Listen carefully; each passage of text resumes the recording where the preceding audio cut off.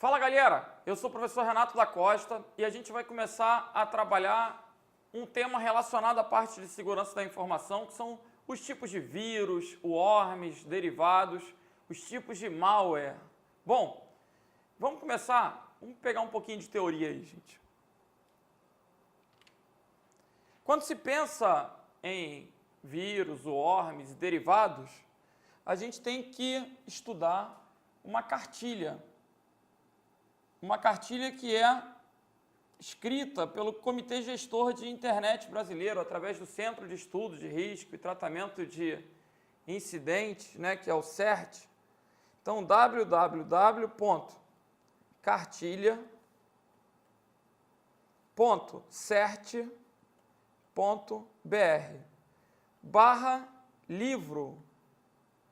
Esse é um link indispensável para que vocês baixem um arquivo gratuito, um PDFzinho, com pouco mais de 100 páginas, com todo o assunto importante de segurança da informação para concurso. É muito recomendável que vocês acessem essa informação, que vocês estudem pela cartilha. Ela tem um conteúdo relativamente fácil de ser compreendido, bem ilustrado, enfim, leiam a cartilha. E, além de baixar esse livro, vocês também têm que pegar um capítulo posterior que foi criado acerca do ransomware. Então, essa é a recomendação ransomware. Finalzinho ali, WERE. Deixa eu escrever de novo.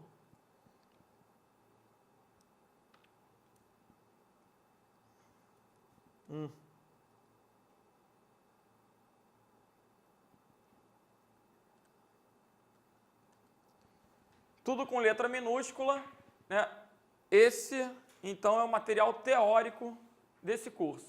Leiam. Óbvio, durante a aula, eu vou estar sintetizando o mais importante dessa cartilha, ok?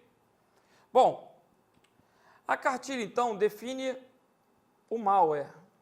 O que é um malware?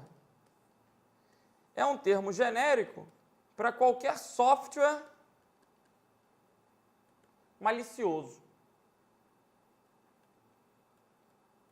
Então, esse mal é de malicioso, ou é software. No passado, gente, todos os programas ruins eram taxados de vírus. Só que hoje a gente tem muitas categorias de programas ruins. Então, foi criado esse termo genérico, que é malware, para corresponder a todos os programas maliciosos, dentre eles o vírus. A gente tem, inicialmente, 7 categorias de malware, que são o vírus, o worm, o bot, o cavalo de Troia,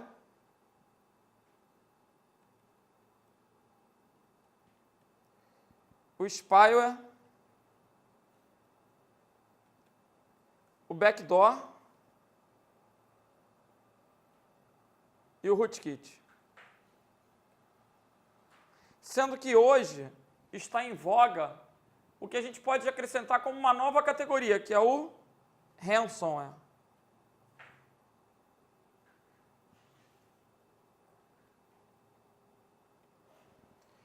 A primeira coisa que a gente já tem que começar aprendendo é que destes, apenas o vírus, o worm e o bot podem se propagar. Então, os 3 primeiros podem se propagar. Todos os demais, se cair uma questãozinha em prova, vocês já vão saber que eles não se propagam.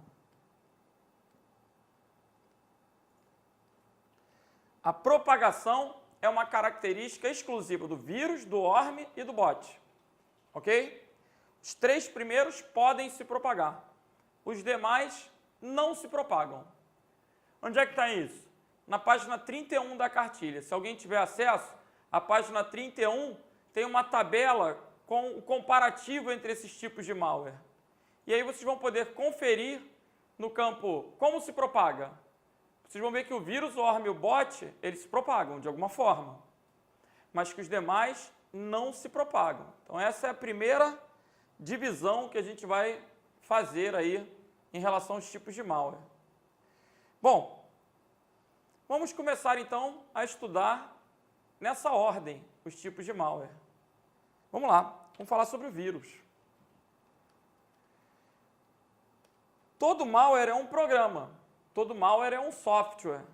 Então o vírus é um programa que a gente tem medo de pegar, né? Ele tem a capacidade de se propagar e que vai fazer alguma coisa ruim. Agora, o que levou esse programa a ser chamado como tal, de vírus? Alguma característica similar aos vírus biológicos fez com que ele tivesse esse nome. O vírus, ele necessita de um hospedeiro.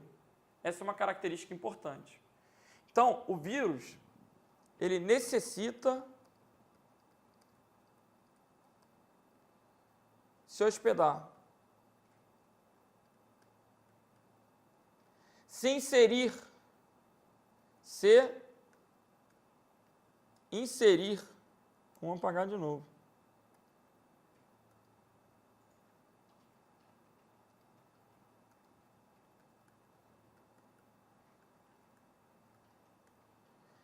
Em arquivos ou programas existentes na máquina.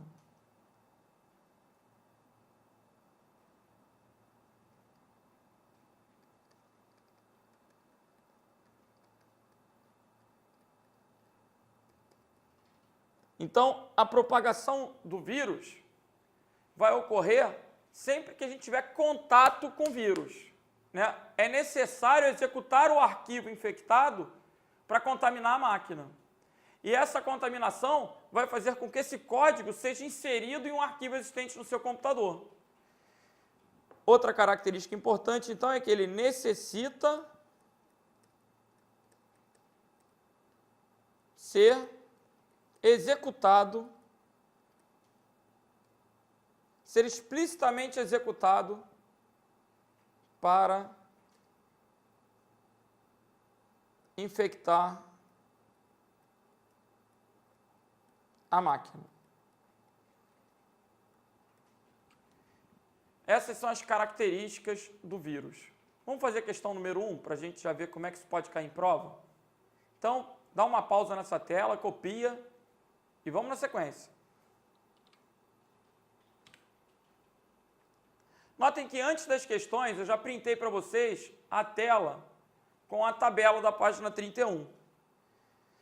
A primeira parte dessa tela está trazendo aí como é obtido, depois como ocorre a instalação, e aí o que eu considero mais importante que é o como se propaga, né?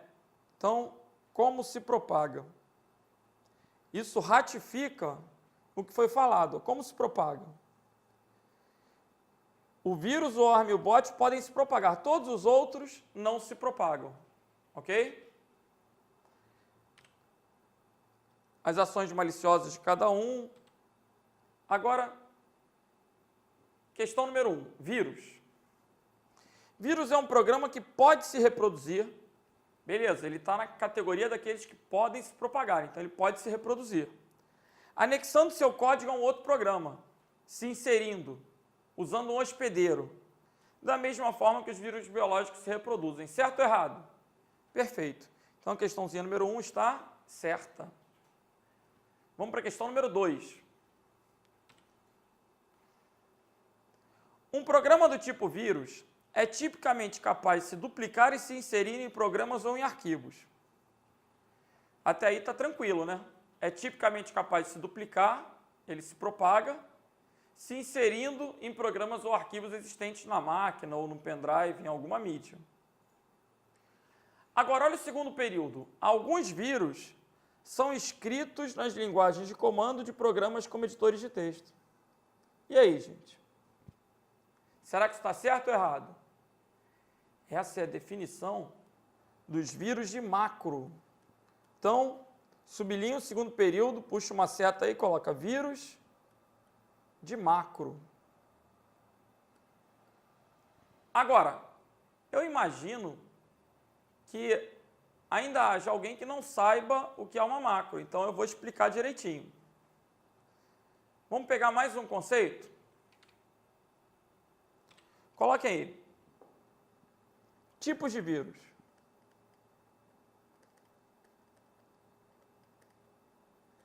A gente está vendo que existe vírus de macro, de boot, de arquivo,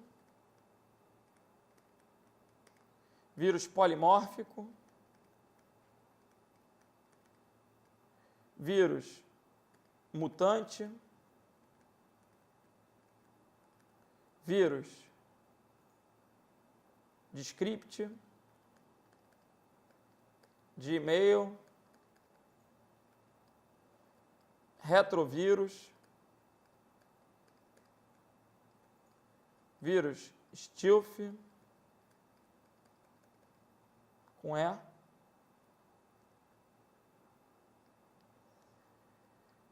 e o vírus time bomb. Esses são os que a gente tende a se deparar nas provas. Vamos começar, então, falando do vírus de macro. Dá uma pausazinha. Vamos embora. Antes de falar do vírus de macro, eu tenho que saber o que é uma macro. Então, vamos colocar a definição aí. O que é uma macro? É uma sequência de comandos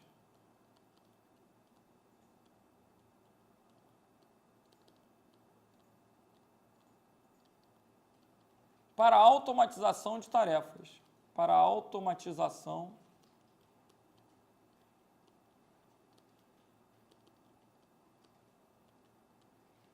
de tarefas. Podendo ser associada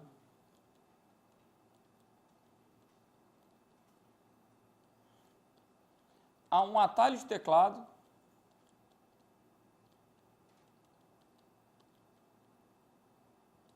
botão ou evento. Então, esse é um conceito de macro que vai se estender para o Word, para o Excel, para o PowerPoint, para o Writer, para o Calc, para o Impress, para os aplicativos que possuem macro, que normalmente são aplicativos de programas de escritório, né, do Microsoft Office, do LibreOffice.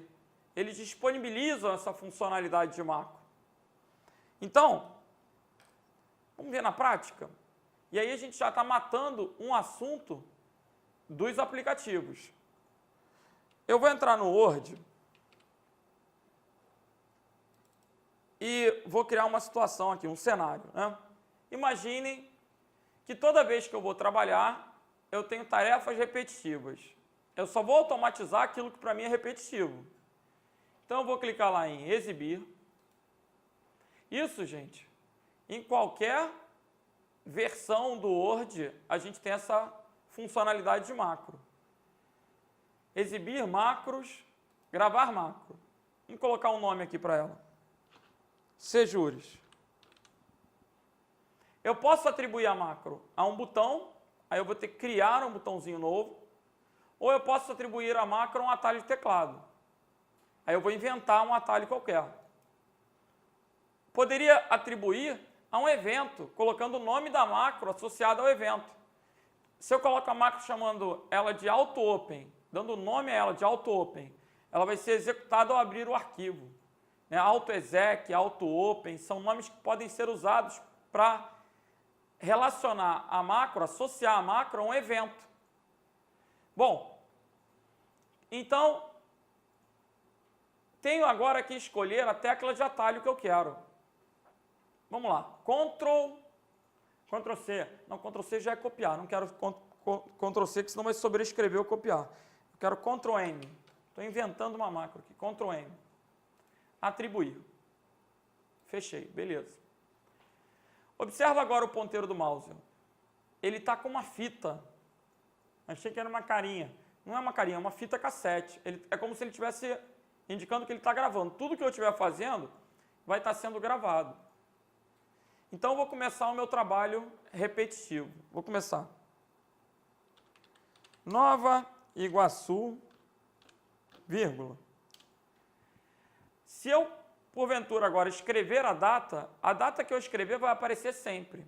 Então, eu não posso escrever a data. Eu vou inserir um campo data. Pronto, já botei por extenso. Sejures. O que eu vou fazer agora? Centralizar. Selecionar isso. Vou colocar negrito, itálico, sublinhado. Vou aumentar a fonte. Beleza. Questão número 1. Gente, toda vez que eu chego eu tenho que fazer isso. Chato pra caramba, uma coisa repetitiva. Então, acabei a macro, vou clicar em exibir, macros e vou parar a gravação. No dia seguinte, eu tenho que fazer aquilo tudo de novo. Agora é só apertar Ctrl M.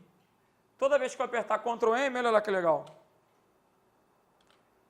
De novo, Ctrl M. Tudo que eu apertar Ctrl M, ele já vai realizar aquela sequência de tarefas para mim. Então, se cair uma questão na prova colocando o seguinte, toda macro é um vírus, certo ou errado? Horroroso, horroroso. Macros podem ser úteis. Macros podem ser utilizadas para agilizar a edição de documentos, para facilitar a criação de arquivos. Então, macros podem ser úteis. Agora, o problema da macro é que a capacidade de criação dela é ilimitada. Você pode fazer aquilo que você quiser. E, por trás disso, surgem aquelas pessoas maliciosas que criam sequências ruins, danosas ao sistema. E aí surgem os vírus de macro. Vamos dar um exemplo? Vou contar para vocês um fato. Um fato? É um fato. Há alguns anos atrás, eu fui dar aula num cursinho, e aí, no intervalo da aula, eu pedi para usar o computador da secretaria. O rapaz que trabalhava na secretaria, muito solícito, já me conhecia há bastante tempo, falou, não, professor, pode usar. Eu falei, beleza. Aí entrei no Facebook, comecei a olhar a linha do tempo, aquela coisa toda. E rede social é uma cachaça, né? Você acaba perdendo um maior tempão. Quando eu olhei, o intervalo já tinha passado, eu falei, meu Deus, tem que voltar correndo. E voltei para a sala de aula, continuei dando minha aulinha. Só que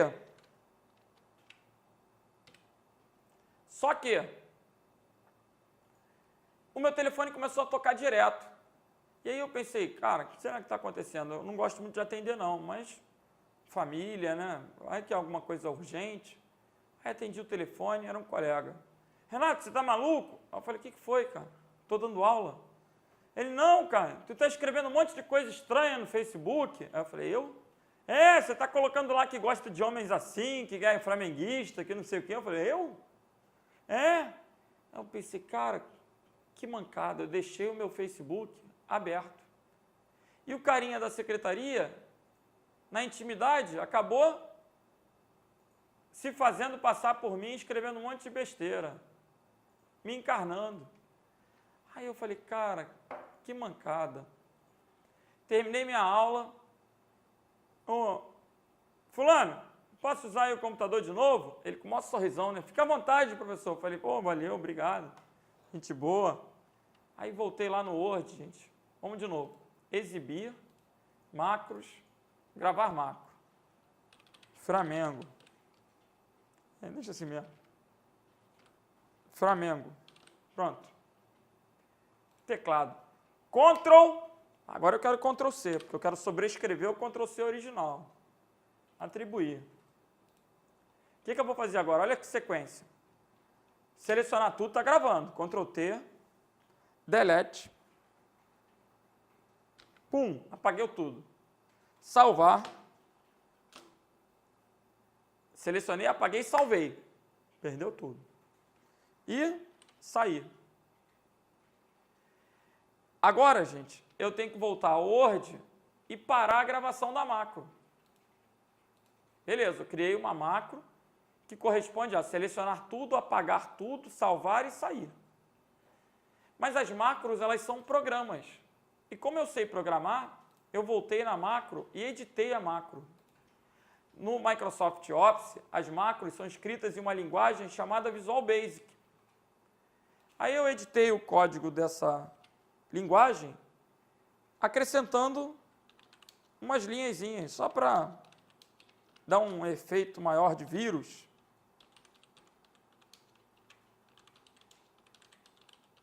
Isso já não cai para vocês.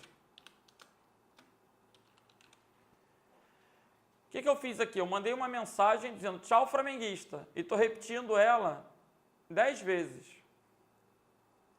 No computador do colega, eu fiz 100 vezes. Aqui eu vou fazer só 10 por causa do tempo. E também porque eu não quero pegar o vírus, né? Então, olha aí. Ctrl C. O que aconteceu? Tchau, flamenguista. Cara, cada vez que ele dava ok, a janela aparecia num lugar diferente. Aí ele tinha que ficar dando ok 100 vezes. Tristeza, olha lá. Oh, meu Deus. Aí depois de 100 vezes, o que acontecia? Pum. Perdia tudo. Selecionou, apagou, salvou, fechou. Olha que tristeza. 1, 2, 3, 4, 5, 6, 7, 8, 9. Pum. Galera, todo arquivo que ele foi criando, eu melhorei aquele código, né? Eu programei mais. Todo arquivo que ele foi criando, essa macro ia se inserindo nos arquivos, infectando um modelo padrão do Word. E aí, ele passava para o pessoalzinho da família dele, tudo. E aí, Ctrl C, tchau, flamenguista, tchau, flamenguista. E apagava tudo. No dia seguinte, quando eu cheguei, professor, me ajuda. Eu falei, o que foi? Meu computador está com vírus. Um tal de vírus flamenguista. Eu falei, caramba, não conheço não, mano. O troco vem a cavalo, né? O que eu quis mostrar para vocês? Que a macro, ela tem uma capacidade de criação ilimitada. Eu posso fazer qualquer coisa. Qualquer coisa significa coisas boas ou ruins.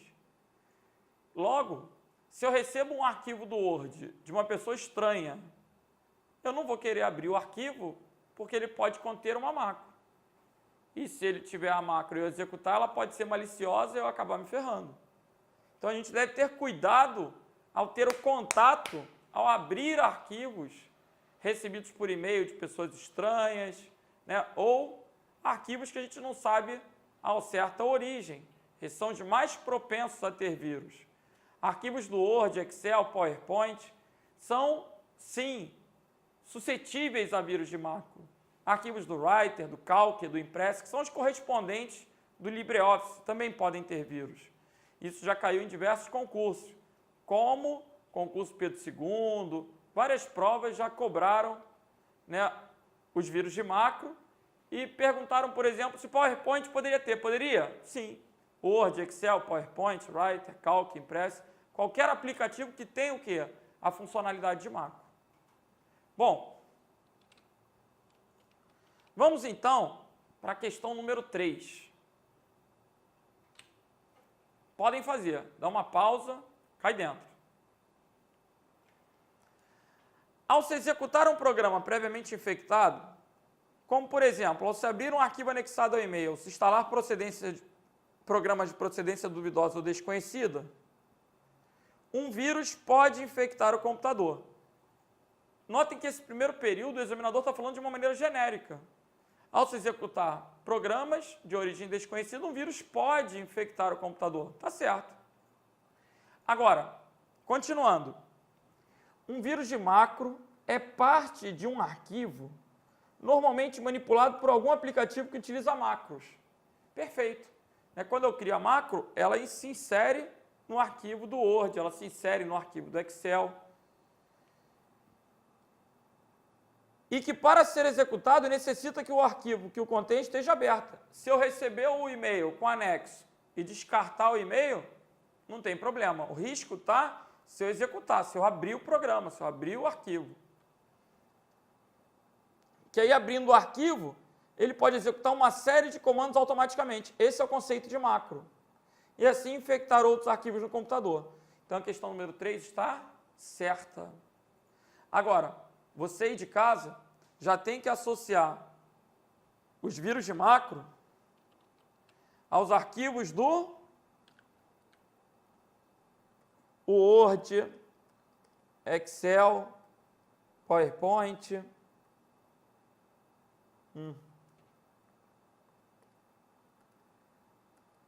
Vírus de macro.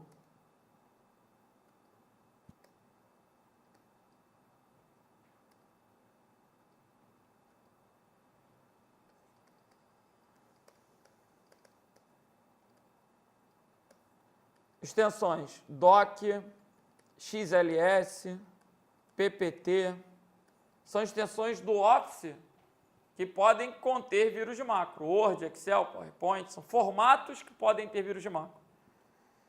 E a correspondência do LibreOffice, para texto, ODT, para planilha, ODS, e para apresentação, ODP. Para o Writer, Calc e Impress, respectivamente. Agora, tem um detalhe. A partir do Office 2007,